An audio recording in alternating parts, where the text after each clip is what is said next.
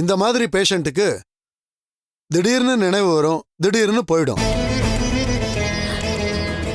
அது எப்ப வரும், எவ்வளவு நேரம் இருக்கும்னுலாம் சொல்ல முடியாது. அதே மாதிரி பழைய விஷயங்கள்லாம் ஞாபகத்துல இருக்கும், ஆனா ரீசெண்டா நடந்ததெல்லாம் மறந்து போயிடும்.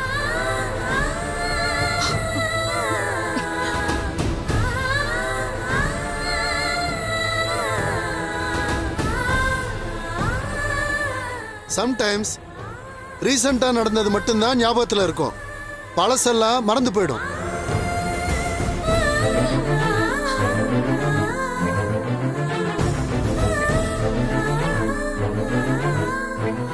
அவருக்கு எப்ப நினைவு வரும், எப்ப எது ஞாபகத்துல இருக்குன்னு நம்மளால சொல்லவே முடியாது. உங்க எல்லாரையும் நல்லா தெரிஞ்ச மாதிரி பேசுவாரு. திடீர்னு நீங்க எல்லாம் யாருன்னு கேட்பாரு. வீட்டுல இருக்கும்போது இது ஏன் வீடு இல்லையான்னு திடீர்னு கிளம்ப கூட சான்சஸ் இருக்கு.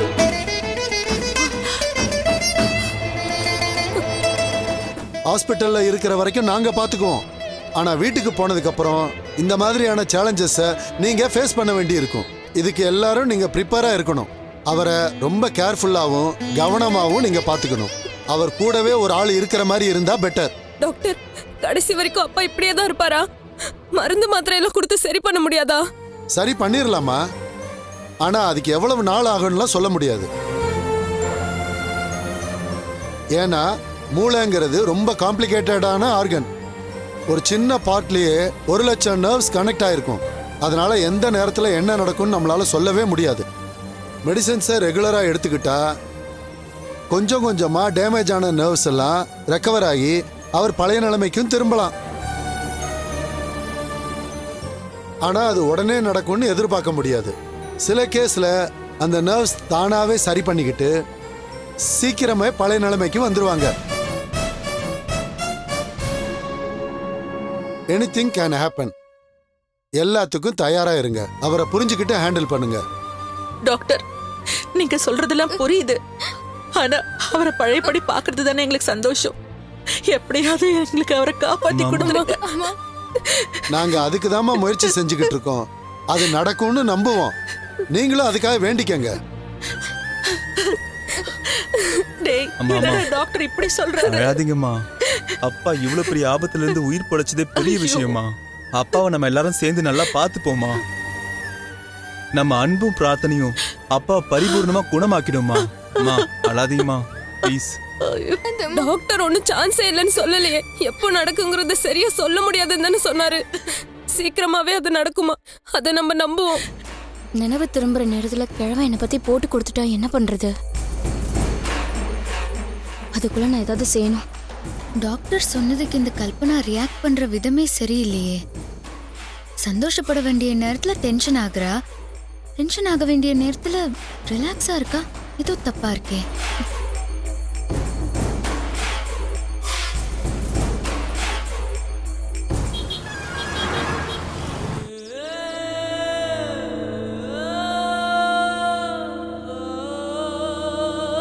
என்ன கல்பனா அது? அருணோட பொண்டாட்டியா வருவீங்கன்னு பார்த்தா நீங்க பழைய மாதிரி வந்து நின்று இருக்கீங்க. ரஞ்சிதா வேலைக்கு அமிச்சிட்டாளா? நான் இருக்கிறப்ப எப்படி இன்னொரு கல்யாணம் பண்ணலான்னு குதிச்சா சார். ஆனா நான் வித்யா கிட்ட வீட்டை விட்டு போறேன்னு அப்படி இப்படின்னு பேசி பயங்கரமா டிராமா பண்ணி வச்சிருந்தேன். அவளும் அதுல ஃபீல் ஆகி எங்க கல்யாணத்தை நடத்தியே ஆகணும்னு தீவிரமா தான் இருந்தா. ஆனா அருண் தான் சார் அப்பா இல்லாம இந்த கல்யாணம் நடக்க கூடாதுன்னு ஸ்ட்ராங்கா இருந்துட்டான். வித்யாவும் அவங்க அம்மாவும் அவனை கன்வின்ஸ் பண்ண ட்ரை பண்ணவே இல்லையா? பேசி பார்த்தாங்க சார். வேலைக்கு ஆகுற மாதிரி தெரியல. அவன் இந்த கல்யாணத்துல இருந்து எப்படிடா எஸ்கேப் ஆகலான்னு காத்துட்டு இருக்கான். அப்பா ஹாஸ்பிட்டல் இருக்காருன்ற இந்த ஒரு காரணம் போதாதா? அத வச்சே அவன் எல்லார் வாயும் அடைச்சிட்டான் சார். இந்த விஷயத்துல நான் பேக்ரவுண்ட்ல இருந்து மட்டும் தான் சார் ப்ளே பண்ண முடியும். முன்ன நின்னு ஆர்கியூ பண்ணா அது கண்டிப்பா தப்பாயிடும். அதான் என்னாலையும் பெருசா பிரஷர் போட முடியல சார். புரியுது கல்பனா. ஸோ அருணோட அப்பா கண் முழிச்சாதான் உங்களுக்கு கல்யாணம் நடக்கும், ரைட்? அவர் கண்ணு முழிச்சிட்டா ஏன் கதை அதோட முடிஞ்சிருமே. என்ன சொன்ன? அவர் சீக்கிரம் கண்ணு முழிச்சிட்டா நல்லா இருக்கும்னு சொல்ல வந்தேன் சார்.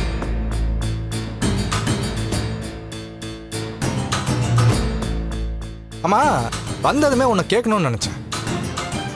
அருண் அப்பாவுக்கு என்னதான் பிரச்சனை? மாடியிலிருந்து கீழே விழுந்து அவர் தலையில பலமா அடிபட்டிருக்கு சார். ரத்த கசிவு விழுந்ததுனால சர்ஜரி பண்ணி தான் அவரை காப்பாத்துனாங்க.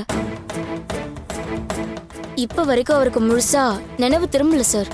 திடீர்னு நினைவு திரும்புது, கொஞ்ச நேரத்துல மயக்கம் ஆயிடுறாரு.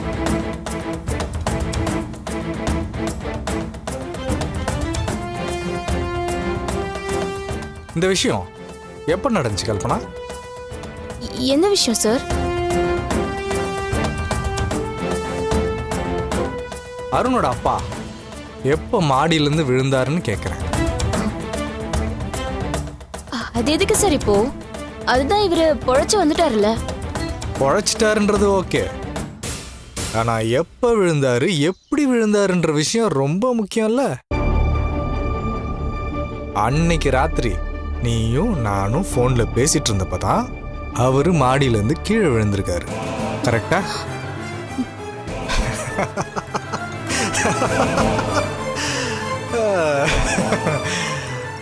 மீன் மாட்டிக்கிச்சு.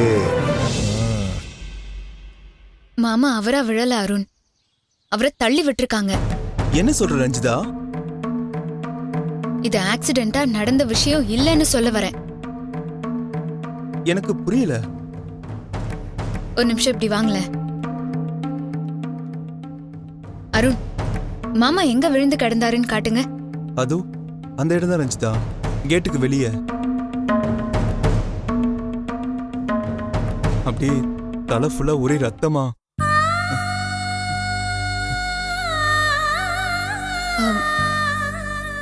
அருண், சாரிங்க, உங்களை கஷ்டப்படுத்தணும்னு நான் நினைக்கல. மாமாக்கு இப்படி ஆனதுல எனக்கு ஒரு டவுட் இருக்கு. அத கிளாரிஃபை பண்றதுக்காக தான் நான் இப்படி எல்லாம் கேட்டுட்டு இருக்கேன்.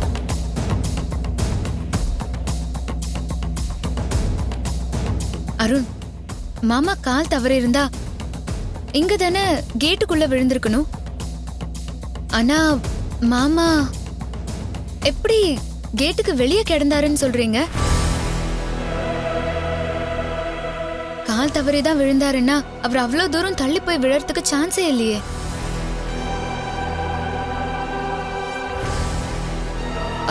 அருண், ஒரு நிமிஷம் வாங்க. இப்போ நில்லுங்க இப்படி. இப்போ நீங்க தான் மாமான்னு வச்சுக்கோங்க. மாமா ஒரு வேளை கால் தவறி விழுந்திருந்தாருன்னா கேட்டுக்குள்ளதான் விழுந்திருப்பாரு. ஆனா வேற யாராவது வந்து மாமாவை இப்படி ஃபோர்ஸ்ஃபுல்லா தள்ளி விட்டுருந்தாங்கன்னா அப்பதான் அவர் கேட்டுக்கு வெளியே விழுந்திருக்க முடியும். நீங்க இந்த ஆங்கிள் யோசிக்கவே இல்லையா? இல்ல ரஞ்சிதா, அப்பா அப்ப கீழே விழுந்த பதட்டத்துல எங்களுக்கு எதுவுமே புரியல. அவர் எப்படி ஹாஸ்பிட்டலுக்கு கொண்டு போய் காப்பாத்தணும் மட்டும் தான் நாங்க யோசிச்சோம். ஆனா நீ இப்ப சொன்னதுக்கு அப்புறம் தான் எனக்கு இந்த டவுட் வருது. ஆனா எனக்கு இப்போ டவுட்டே இல்ல. நான் கன்ஃபார்மாவே சொல்றேன், மாமாவை யாரோ தள்ளி தான் விட்டுருக்காங்க.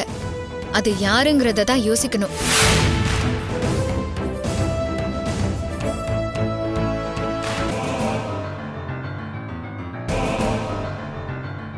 கல்பனா, நீ எவ்வளவுதான் யோசிச்சாலும் உன்னால பொய் சொல்லி மழுப்பலாம் முடியாது.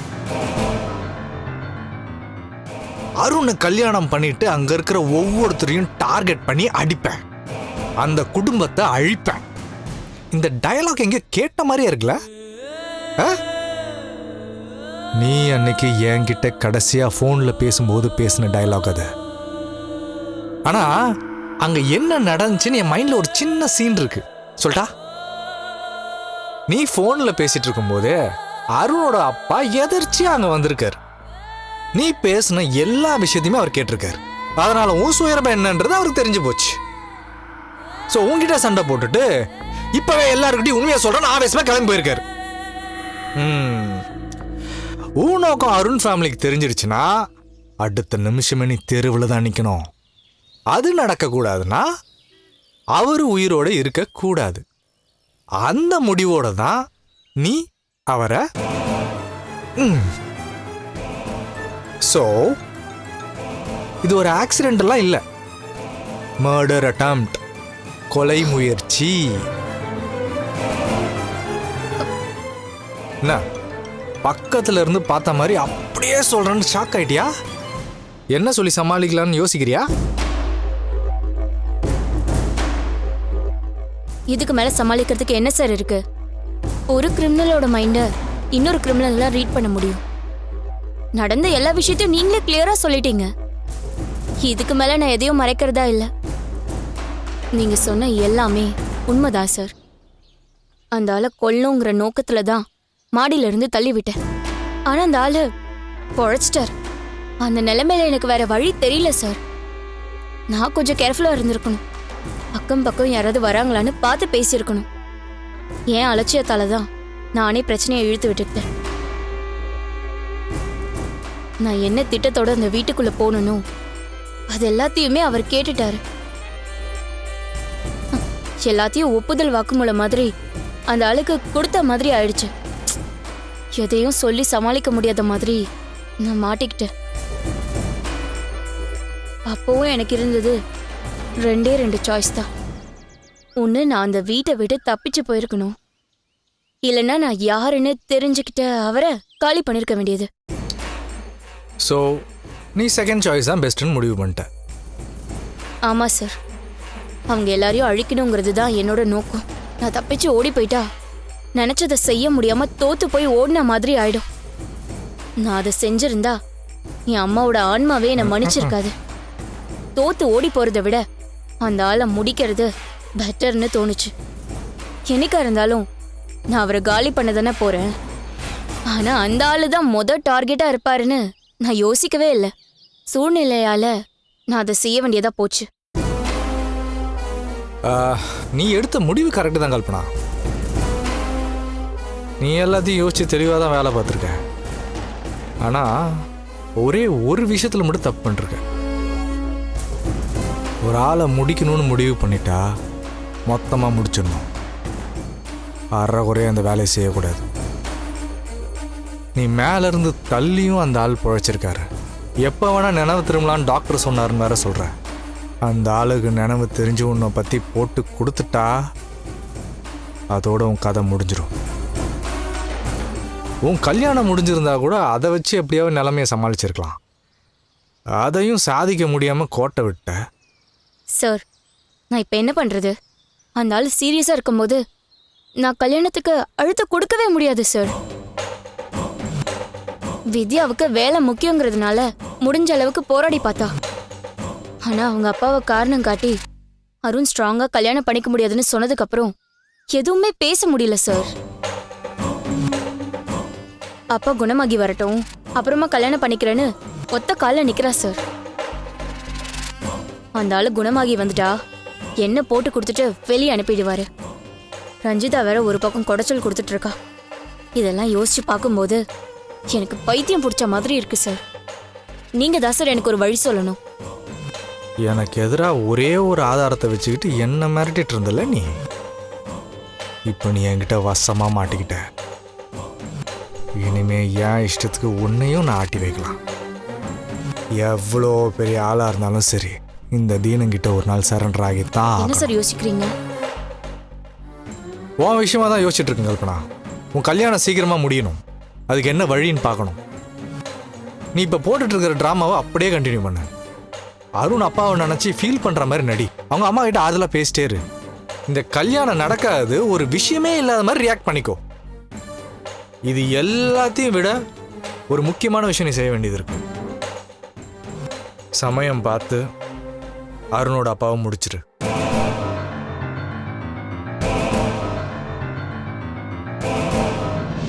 அப்பாவை கொல்லணும்னு யாரால நினைக்க முடியும் ரஞ்சிதா? அப்பா யார்கிட்டையும் கோவப்பட்டதும் கிடையாது. அவரு யாரையும் எதிர்த்து கூட பேச மாட்டாரு. அவரு பிரச்சனை கூட பண்ண மாட்டாரு. அவரு சண்டை வரா மாதிரி இருந்ததுன்னா அவரு அப்படியே அந்த இடத்துல இருந்து விலகி வந்துடுவாரு. அவரு எல்லாரையுமே அனுசரிச்சு தான் போகணும்னு நினைப்பாரு. அவரோட கேரக்டருக்கு எதிரிங்கன்னு யாரும் இருக்கவும் முடியாது. வேண்டாதவனும் யாரும் இருக்க முடியாது ரஞ்சிதா. ஆனா அப்படி இருக்கும்போது யார் அவரை தள்ளி விட்டுருக்க முடியும்? ஒருத்தரை கொல்லணும்னா அவர் மேல கோவமோ வெறுப்போ இருக்க வேண்டியது இல்ல அருண். ஏதோ ஒரு சூழ்நிலை கூட அவங்கள கொல்லணுங்கிற எண்ணம் வரத்துக்கு காரணமா இருக்கலாம்ல. வெளியில இந்த மாதிரி நடந்திருந்தா நீ சொல்ற லாஜிக் ஓகே. ஆனா இது நம்ம வீட்டுல நடந்திருக்கு. வெளியாளுங்க நம்ம வீட்டுக்குள்ள வந்து இப்படி செஞ்சிருக்க சான்ஸே இல்ல.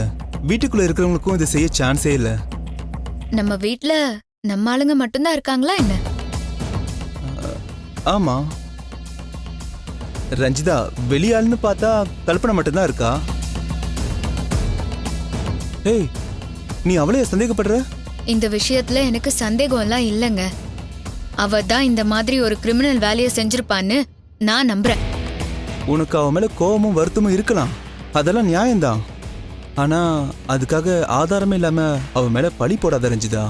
கல்பனாவுக்கு அப்பா மேல என்ன கோபமும் வெறுப்பும் இருக்க முடியும்? அவரு இந்த கல்யாணத்தை எதிர்த்து சண்டை போட்டுருந்தா கூட பரவாயில்ல, அம்மாவோட முடிவை ஏத்துக்கிட்டு அவர் அமைதியா தானே இருக்காரு. அந்த மாதிரி இருக்கும்போது அவரை கொல்ல துடிக்கிற அளவுக்கு எந்த காரணமும் இல்லையே ரஞ்சிதா. அப்புறம் நீ இன்னொரு விஷயத்தையும் யோசிச்சு பாரு ரஞ்சிதா. என்ன கல்யாணம் பண்ணிக்கிறதுல கல்பனா ரொம்ப தீவிரமா இருக்கா. உன்னை வச்சு கண்டிஷன் போட்டு என்ன சம்மதிக்க வச்சிருக்கா. விடிஞ்சா கல்யாணம்னு எல்லா ஏற்பாடும் பண்ணிட்டு இருக்கிற இந்த நிலைமையில இப்படி ஒரு விஷயம் நடந்துச்சுன்னா கல்யாணம் கண்டிப்பா நின்றுன்றது அவளுக்கு தெரியும். இந்த கல்யாணம் நடக்கணும்னு துடிக்கிறவ இதை எப்படி செஞ்சிருக்க முடியும்? இப்போ நீங்க கேக்குற கேள்விக்கெல்லாம் என்கிட்ட பதில் இல்ல அருண். ஆனா என் மனசுல அவதான் இதை செஞ்சிருப்பான்னு எனக்கு தோணிட்டே இருக்கு. அதுக்கான காரணம் என்னன்னு தான் என்னால யோசிக்கவே முடியல. நகை விஷயத்துல அவ கேம் விளையாடினப்பவே அவ கிரிமினல்னு எனக்கு புரிஞ்சிருச்சு. அதே மாதிரி உங்களோட நெருக்கமா இருக்கிற மாதிரி அவ போட்டோலாம் எடுத்து வச்சிருந்தா. ஆனா அந்த மாதிரி எந்த போட்டோவும் இல்லைன்னு அவதான் நிரூபிச்சிட்டாளே. ஐயோ அருண், மாட்டிக்க போற நிலைமையில அவ எல்லாத்தையுமே டெலீட் பண்ணிட்டா. அவகிட்ட ஏதோ தப்பு இருக்கு. துணைக்கு யாருமே இல்லைங்கிறதுனால அவ நம்ம வீட்டுக்கு வரல. அவ மனசுல ஏதோ ஒரு திட்டத்தோட தான் நம்ம வீட்டுக்கு வந்திருக்கா. ஆதாரம் கிடைக்கிற வரைக்கும் நீங்க என்ன நம்ப மாட்டீங்க தான். ஆனா கூடிய சீக்கிரமே அவ யாருங்கிறத நான் உங்களுக்கு புரிய வைக்கிறேன். நீங்க எனக்கு ஒரே ஒரு ஹெல்ப் மட்டும் பண்ணுங்க. சொல்லு ரஞ்சிதா. அவளை இனிமே கொஞ்சம் க்ளோஸா வாட்ச் பண்ணுங்க.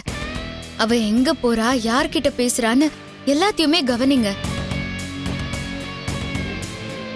உங்களை கல்யாணம் பண்ணிக்க அவ ஆசைப்படுறதுனால நான் அவளை பழிவாங்க நினைக்கிறேன்னு மட்டும் யோசிக்காதீங்க அருண்.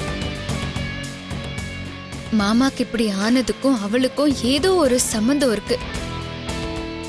அதை நிரூபிக்கணும்னா எனக்கு சாட்சி வேணும். அந்த சாட்சியை தேடிதான் நான் இனிமே அலைய போறேன்.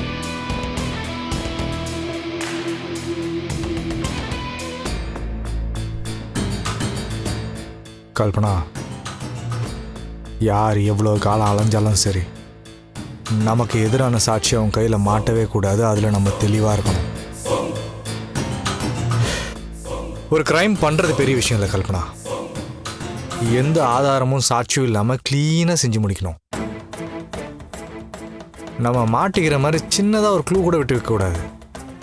நம்மளையும் மீறி சாட்சி இருக்கிற மாதிரி தெரிஞ்சா அது அடையாளமே தெரியாமல் அழிச்சிடணும்.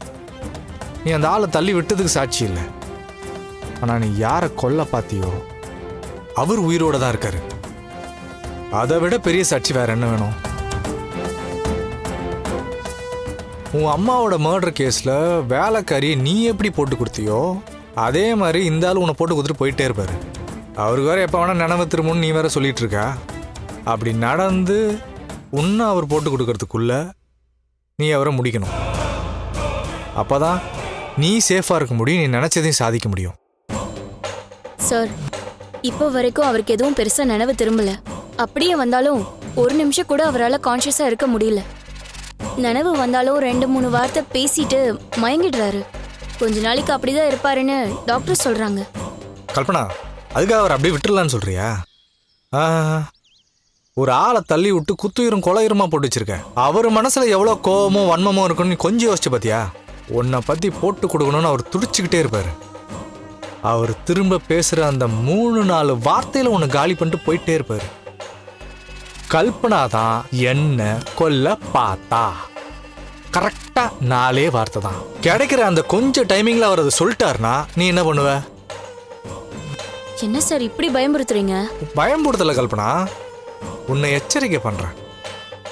அவரெல்லாம் ரொம்ப நாள் தயவு செஞ்சு விட்டு வச்சிடாத. எப்படி சார் பண்றது? அவருக்கு ஹாஸ்பிட்டல்லையே ஏதாவது ஆயிடுச்சுன்னா இது கொலைங்கிற மாதிரி யாருக்கும் சந்தேகம் வந்துடாதா சார்? எப்படி வரும் கல்பனா?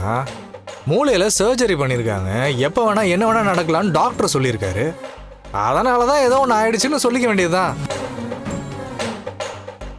ஆனா ஹாஸ்பிட்டல்ல நர்ஸ் வார்ட் பாய்னு ஆளுங்க நடமாட்டம் இருந்துட்டே தானே சார் இருக்கும். எல்லாத்தையும் தாண்டி போய் எப்படி சார் அவரை கொல்ல முடியும்? அட்டம்ப்ட்ல தப்பிச்சு இப்ப நான் பண்ண போற 2வது அட்டம்ப்ட்ல மாட்டிக்கிட்டா நான் என்ன சார் பண்றது? எல்லாத்தையும் நானே சொல்லிட்டு இருக்க முடியாது கல்பனா. நீயும் யோசி. எப்போ ஆளுங்க குறைவா இருப்பாங்க, எப்படி மாட்டிக்காம ரிஸ்க் எடுக்கலாம், இதெல்லாம் நீ பிளான் பண்ணு. ஆனால் அவரை மட்டும் விட்டுறாது. அவர் உயிரோடு இருக்கிற ஒவ்வொரு நிமிஷமும் உனக்கு தான் ஆபத்து. நான் வரேன்.